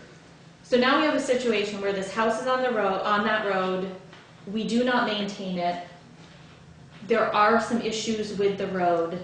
So I'm coming to you to ask you if I should pursue anything with that particular section of the road. Should I have Brian go look at it and see if there is something we can do just to fix from there up to his driveway? Or do we stick with the original agreement that it was his responsibility to maintain the cutouts? That's what he asked if he could do. I'm not sure where to go with it. I told him, he asked if I would ask, and I told him I would come to the board and talk to you about that specific. And I don't know that we need to decide anything tonight. Maybe it's just we need to go out there and look at it together. I don't know. I would think that if it's noted that he's to maintain the cutouts, then he should maintain the cutouts. Mm-hmm. If there are other aspects of the road that we should be maintaining, that's probably a judgment call mostly on Brian's part, I would think. I don't. Yeah, but is it even our jurisdiction? I mean, Right. I can remember 30 years ago that being a trail. Right. And then I was gonna say, somebody pops up because there's no way that can come up to town standards. I mean, that's way No. too steep. it's way too steep. Well, and I guess my question is, and maybe you guys know the history, and I've asked a lot of people about this property. That house is there. Was there? And I can't really find anything in the permitting that. I mean, a house was built on this road, and I'm not quite sure how it was built there, but it was just. I'm not sure when I'm recalling now vaguely something, didn't we have a discussion with Tom Goddard at some point about this? Something about on It was Pierce about Road. it was about the Something name about of the road. this, About the name of the road but there was some question of access and. Yeah, we did talk about it. I don't I remember know it was the specific question. a topic of discussion at some point. I mean, I can start with Brian going out there and just kind of, I don't know. I mean, I had Tom bring me out there and we drove up through with his truck with no problem. I mean, is it rough? Yeah. Would I want to be there? Probably not. Right. But, I mean, it's always been. I mean, isn't it the case with the class 4 road? I mean, there's no reason that someone can be denied a building permit Based on access. based on access. yeah, I think they can. Okay. There's something in our zoning about, well, it's a subdivision maybe. Curb cuts and Yeah. steepness of driveway and stuff like that, And but road maintenance. Right. What is Well, going to be the the- maintenance of this? Well, it's the Thank you. owner's onus to maintain it unless they bring the road up to town standards, which then they can apply to. Right, but it's not a private road. Right, but you can bring a class 4 road up to town standards and apply to have the town have maintain it. take over its maintenance. So, I'm just, Yeah, I don't, have bearing in this. Maybe a question for Richard, whether we had any legal obligation to do anything, I don't know. yeah. I mean, I guess what I am going to have Brian go up there to at least look at the cutout situation with him Because I don't want him at this point putting cutouts in that is gonna affect The lower part. the of lower road. part. Right. Because I don't know if at this point there is a place, I'm not sure As we know where that the as cutouts. actions have consequences. Right, I mean, my concern is that there is gonna be some maintenance done by him, And then does that make? and the then road that makes it worse for Right. other landowners or for our property or, so I'll do that and talk to Richard. Does that sound? Okay. I just think, you know, the question of, and maybe Pip or somebody would know what our policy is on construction on, I don't know whether there's a legal issue and or, you know, it might be worth asking Pip also whether he's got any recollection of the permit process or how that. And then I guess the only other question is if Stephen wants to put, because one of the things he was talking about was putting in a culvert, which that was the other reason I wanted Brian to go up there, so that he's not putting a culvert in somewhere that's gonna wash out somebody else's property, but at that point, I'm gonna honor that 1992 letter that if he does any other work besides cutouts, he needs to come back and ask for permission to do that. Does he need to come back to the board, or is talking to Brian enough, or, I mean, should we put it as part of the record and have it come back to the board?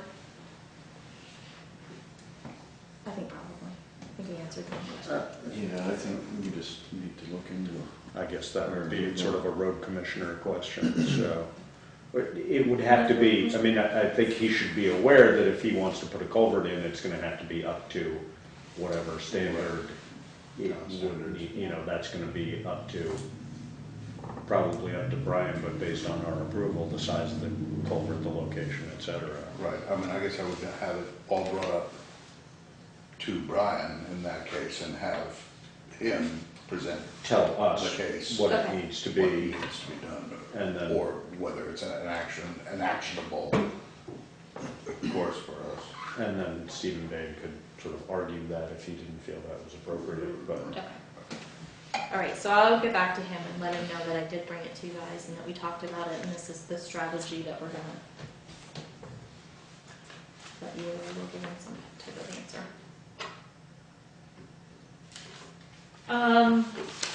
Health insurance. Only 9%. I don't think I said No. only. He said, I'm saying that, so I think he was. Okay, so it is time for us to renew our health insurance.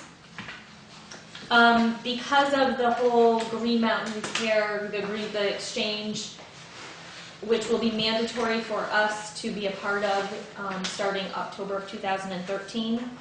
I don't recommend that we change insurance companies right now or change really what we're offering. There is a way for us to save a little bit of money potentially by increasing the insurance, the deductible. So on that spreadsheet that I gave you, the current plan is a $2,000, $4,000 deductible. We can increase it to $2,500 and $5,000. And then we would contribute to that. And then we would contribute, instead of $1,500 and $3,000, it would be $2,000 and $4,000. So the amount that is the employee's portion of the deductible would not increase. But it saves us $1,000 roughly. Well, it could potentially save us more because right now I'm using a 75% employer HRA funding. We're at 54% right now for the year is what we have actually funded. Average. Yeah. So we could potentially save more. We could potentially spend more if we ended up funding At 100%. At 100%. Yeah. So And that's just based on what gets spent. right. Yeah. Changing the deductible will decrease the employee deduction by a little bit. Say that again, what's that? In the section where it says employee deduction, Yeah, if we change the deductible to the $2,500 and $5,000, because our rates are going to go down, the employee deduction will go down. The amount that they pay towards their the premium. So it's a So better, instead so of it's a better 40, deal to that, yeah. instead of 46, it goes to 40 Right. bucks, right, yeah. So, I mean, it's a gamble with the, it's not really, because we're talking about $1,000 difference, even if we end up funding it The whole thing. 100%. Right. The insurance is a gamble. Yeah. These numbers too, the employer health premium, the 70 down at the bottom, the 71,000 and the 66,000, those are based on the rates for 2014 plus I put in a 10% increase, not knowing what's going to happen with Green Mountain Care for the second 6 months. So it might even end up being a little bit lower. Overall, our health insurance is going to be down a little because, you know, we've got 2 people that are using the premium reimbursement instead of taking the insurance. Right. We've got some people that have changed from family to, or 2-person to single. And do we currently have 1 less employee also? Well, in this figure, I figured an employee An at a employee, family plan. okay, yeah, Yeah. So, okay. so I need to tell the LCT whether we want to continue the plan with no change or if I want to change the deductible. So I just need you guys to, From your fight, with your opinion as far as the financial is concerned would be go ahead and change the deductible, is Yeah. that correct? yeah, I mean, the rates go down, it helps the employee a little bit. Overall, we may end up saving a little bit of money if we don't. Right. So I'll make a motion that we would renew our current plan with an increased deductible. We're increasing the deductible from 2,000, 4,000 to 2,500, 5,000. Otherwise, keep it the same. I will second that. And then come October, I don't know what we'll do. I've been to a lot of, oh, I'm sorry, go ahead. Get the ball over. It's been moved and seconded to approve our current health insurance renewal with its change of the deductible, moving from 2,000, 4,000 to 2,500, 5,000. Is there any discussion? Seeing none, all those in favor? Right. Aye.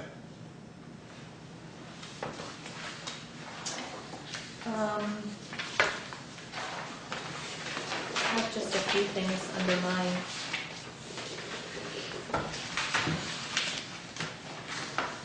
I already asked about John, so you don't want him to come to the next meeting. Okay, so, John Budget, poor John, just booting I'm around sure it's all over the place. disappointing, Yeah, I'm sure he is too.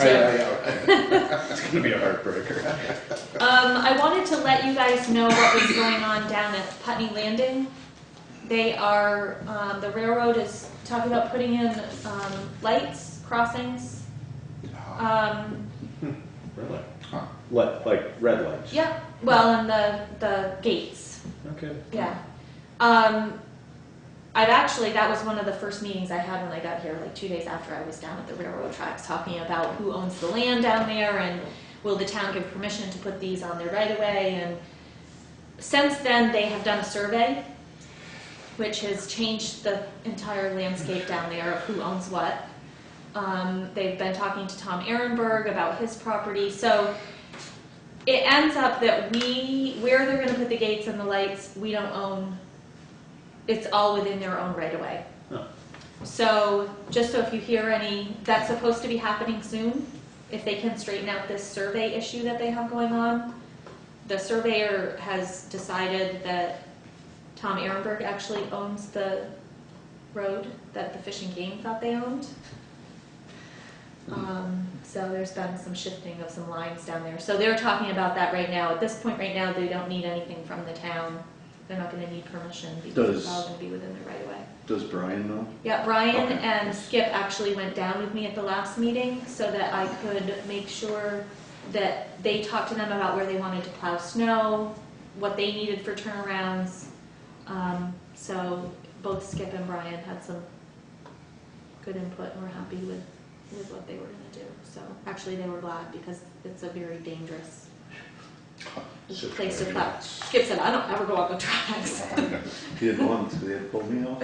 He said, when I stand, I back right up to it and stand that way. That's a Yeah, scary deal I on know. the side of An the old railroad track. truck with a trailer and, Yeah. all manner of.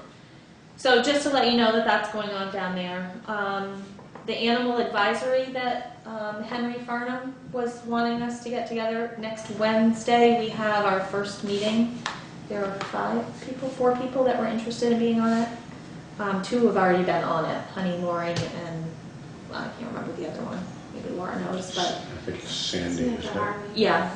So they're both going to be here, and then we have 2 others in Henry. So they're going to get that process going, which is good. We've had some strange issues with goats and pigs and stuff that has been causing some real problems that he said that would be a good board to use instead of having that come to the select board. So that's, we're moving on that. I sent you guys a letter at the hazard mitigation meeting Yes. Monday. I forgot it was a holiday, Okay. Oh, it is. but we're still having it because a lot of people could make it that day. Okay. I When is it, noon? no, It's later. 6 at the fire station. Oh, that's right, yeah, I yeah, tomorrow have is never it? had Veterans Day off, so I didn't know I had a day off. Well, you know. It's not their list of vacation day. So that's going on. You all know that Brian took the position as highway superintendent. He's been diligently working and working and working. We have actually advertised the highway worker position. I don't know if you guys saw it in the paper, but we ended up advertising it. We were supposed to have it Saturday, Monday, Tuesday. We had it Saturday. They forgot Monday, Tuesday, so it was back in today. Any It was- interest yet? Yeah, we've had quite a few people. Good.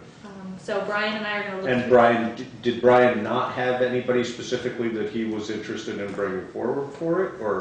He did have some, and he's talked to Well, we them, want- and we told them to come in and get Okay, an application. an application. Sounds good.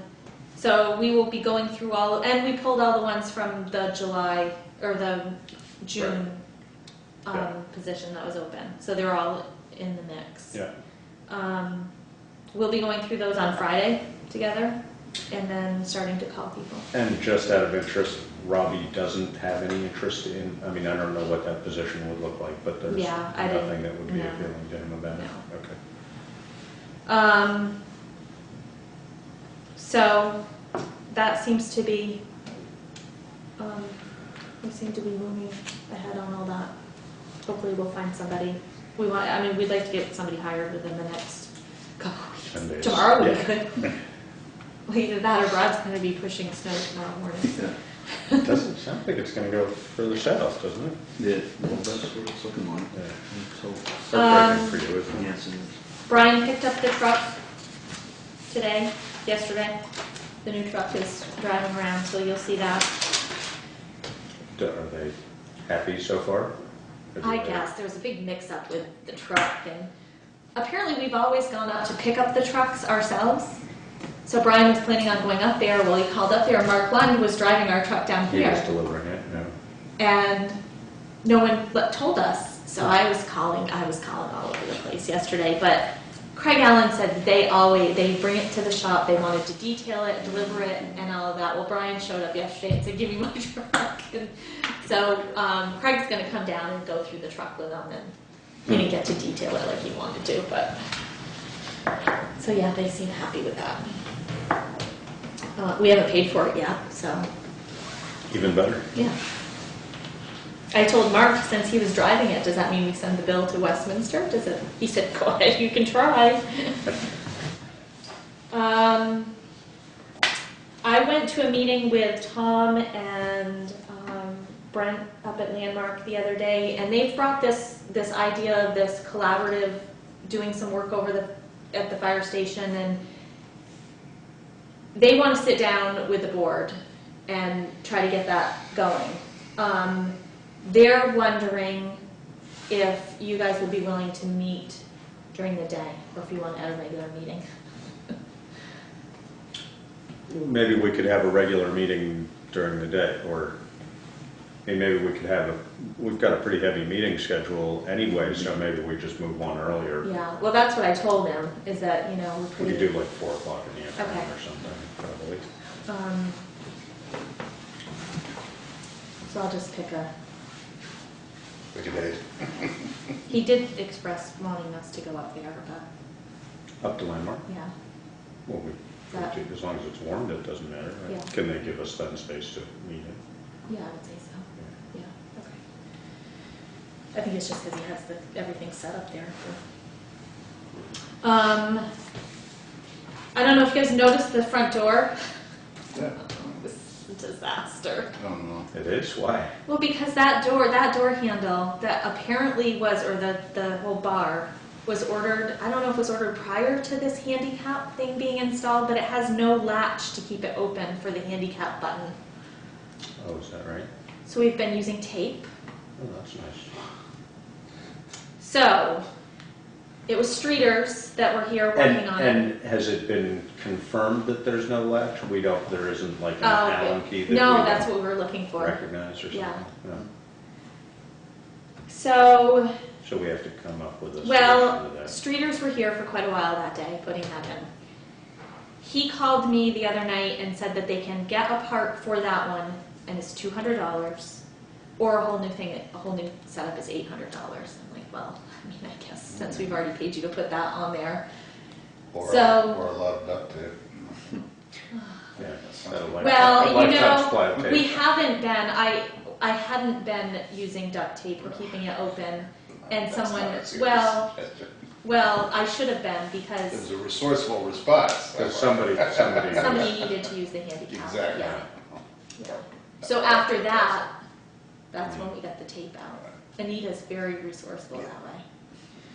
So the tape's So working, it doesn't really the close all handle's that well. operable, it just can't be operated from the remote button. Right, because it has to be, it can't You latch. have to pull, yeah. you have to run the latch. So the door is getting done. We'll give out keys. I haven't gotten any more keys because I was afraid that what they were going to do was going to make us Right. replace keys all over again. Right. So nobody's complained that they don't have a key. So I guess I gave them out to the people that needed them. You didn't get my 12 emails about that? I expected a few people to go, hey, I can't get in the front door anymore. It was our way of finding out who had keys and who didn't. The only other thing I wanted to bring up under my section was Tim Harlow held that motocross event up at Brewer's property. It was a one-time thing. They want to do it But twice a year now. But it's not Yeah. twice a year. They want to do a winter one and then a fall one, so February and October. So I just wanted to bring it up to you guys tonight so that you knew that I was researching the legalities of it and if it maybe should fall within our zoning. Richard's looking into the zoning to find that out. The only thing off the top of his head that Richard could come up with was the noise ordinance, which our noise ordinance is very vague about how much noise you can have. Well, did anybody complain? No. We had The other- a slight complaint prior, not really directly to the town, but he took care of something. You know, he went to someone's house and talked to them, and it was mostly a noise issue. That's what most people were worried about, was noise. Mhm. Um, The other, I mean, there were 2 rescue calls and 1 helicopter call, is that right? That's what somebody There was one told me. helicopter. I heard that I want to say, and I don't quote me, but I want to say that they actually took care of like 16 people. So, and did they pay Yes. independently to have, so I guess that would be the only question is is it going to tax our emergency services? And No, because they paid for the hours To that were have. up there, Okay. yes. So we paid the rescue personnel to be there, whatever what is that called, Laura? The special detail, and then they reimbursed us for that. Okay. And we have to do that because they can't pay directly? Well, we don't have to, it was just that we happened to be the ones that they hired. I mean, they could hire another emergency crew to go up there. just. Oh, I see. So they hired Toms Yes. from within the department, not from Yes. Rescue Inc., but. Correct. Okay, I get it. Yes. Tim did talk to me about he said that's not typical, that many people get hurt at one of those motocross events, and a lot of it had to do with the way they did the track, and a lot of exposed, like, Stuff. not branches, no, I don't wanna say branches, tree, but, oh gosh. Stumps. Yeah, stumps, there you go. That they're not gonna, there's some changes they need to make to that. So, nothing that I need you guys to do, is just knowing that that's going on. It's been brought to my attention that they want to do it. They had a lot of people there. Yeah. There wasn't a traffic issue. You wouldn't even have known it was going on had you not known. I mean, That I was- went to it. Kind of the word I had heard. Yeah, I dropped my daughter and her friends off, and it was very well organized. So. And it brings people to town. Yeah. I'm just gonna give you guys a budget report. I don't have anything to really say about it, but it's an updated one with everything to date. Did Anita come in? Yes. She did. Wondered. Laura, would you mind checking to see if she's on? Sure. I have a small new business item from result of the meeting with the newly formed Wilson Woodlands Committee, etc. Wilson Wetner. Wilson Woodlands, what can I say? Regarding hosting the property. And I felt that it was, I guess, that we retain the authority, being the town, and the water commissioners and the select board retain the authority to authorize that. So I'm here to make a motion that we allow posting of the Wilson wetlands. What are we posting We're against? posting against trapping is the concern. So it would be posted specific only to trapping? In fact, this is regarding getting signs that's specific to trapping. Are we talking foot traffic? Is it?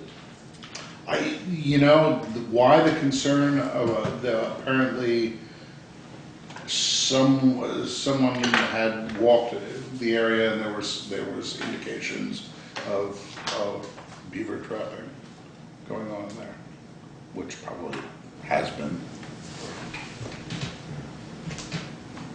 for a long time, and it was just a concern of keeping the. I mean, I know there's a serious concern with trying to get the beavers to start living in that area again. They want them, so is that why they brought it up? Because Yes. they're concerned that people will, Yes. yeah. Because that's one of the reasons why they feel that the wetlands are not holding the water that they did before. Do we have a precedent? Do we post any of our town-owned lands? Throughout the school forest. The Aiken It's posted? Yeah, It is? yeah. For what, Well, hunting? For, I believe it's posted, well, I don't think fishing is, nor do I know it is for hunting. But trespassing, I mean, Posting is people- for, I guess you can specifically post for Specific hunting things. and trapping. Right. And allow fishing and access. That's So in other words, my only posting- real concern. Posting is not denying access. Okay, and we want to be clear about that. Yes, but I think that's a fish and game question on posting. You would have to answer to that. In other words, posting does not equal no trespassing. Right, posted, no hunting, no fishing, but if it doesn't say no trespassing. Posting the activity. Right, right. And do we in fact post like the Aiken Reserve? I think the Aiken Reserve is for hunting though, I think. I don't- Right. I think, you can, I think I would say there's a form in there Could that you be- have to fill out and file with the town clerk's office, That right, you can Laura? be specific to That it the, must ask that, does it ask that question, that specific, or is it just? I don't know.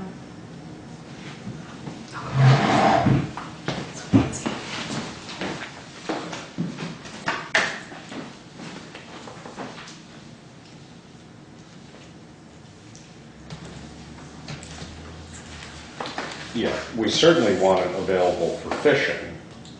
We Right. want it available for hunting. And if so, are we being at all prejudicial by saying no trapping but otherwise hunting? yes, yes, you, But- yes, but as the. but that's okay. Right, because as the, as the arbiters, or the, That's in this up to case, us. the landowners, right, yes, we can be prejudiced Yeah. in that. I don't know, I mean, I think it's better that And do The we agree that we the don't town want water beavers in there? commissioners keep control of that. Right. Then whether we can withdraw that authority, say there's some plague being spread by beavers, Right. the beaver virus or something. Yeah. The form asks you to specify hunting, shooting, Trapping. fishing is prohibited, so you can choose. But Nita said these need to be done every year.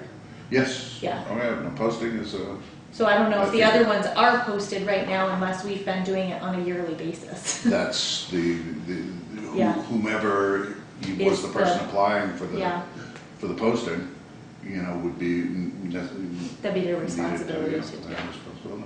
So we would be posting against trapping. We would be posting against trapping for right now, unless they request a hunting. But this is, let's see. Well, this is, I believe it is for hunting and trapping. Both. It's a little close to town to be. Yeah, I don't think I should have gone. Oh, it's, no, that's I mean, you got water and you got. it's kind of a. So do we need a motion? It was just on it that? was a motion. You I made a moved motion to. it. I will second it. It's been moved and seconded to approve the post, do you want to specify the language? as to what Let's we're see, posting? we're posting the Wilson wetlands property for hunting and trapping. It's been moved and seconded to post the Wilson wetlands for hunting and trapping. Is there any discussion? Seeing none, all those in favor? Aye. So, will somebody from that organization Yes. come in and do this? Okay, Yes. Yeah, okay, it really, this is, this will be reflected in the minutes. okay. And the authority. For them to be able to do it will be For them there. to do that is granted, and we keep the authority to withhold or withdraw it, should there be either a public outcry or a sudden need to. Do some trapping. Sudden need for beaver fur. Beaver fur, that's right. There's one in here too. And you can tell you can use a good hat.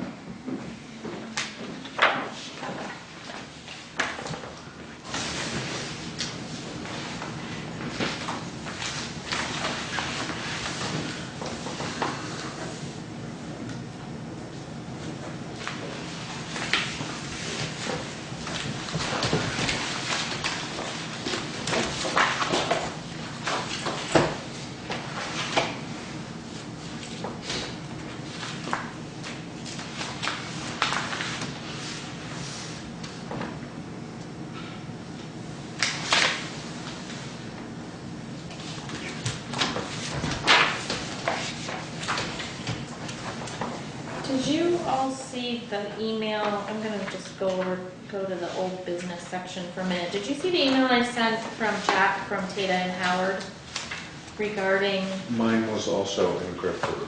Heck. Did you get it? I did get it, yeah. Did you open? Was it open? Okay. I wonder whether my computer's doing it. I don't know. You need to know the code. It's I all don't in even know, code. I don't even know what, Is it only for me that you're having that problem? Are you it's getting? only attachments, but like I got the agenda fine, it was the And that two was a PDF. that you attach, it's the two that you forwarded. So that one and the one from Laura Sibilia both were Huh. in. But you were able to get it. I got the one from Tate and Howard, yeah. Well, anything I send you that I forward, I'll just put into a PDF then, from now on. Try that, see what Yeah. happens, yeah. So you saw what I said, I mean, basically he told us he would do the re-bidding, what did he say? Let me just, Rebidding at no charge. yeah, revise the plans and specifications based on basically what our original, Right. this is what the original was, this is what he ended up designing, and that's what he's saying made such a huge difference in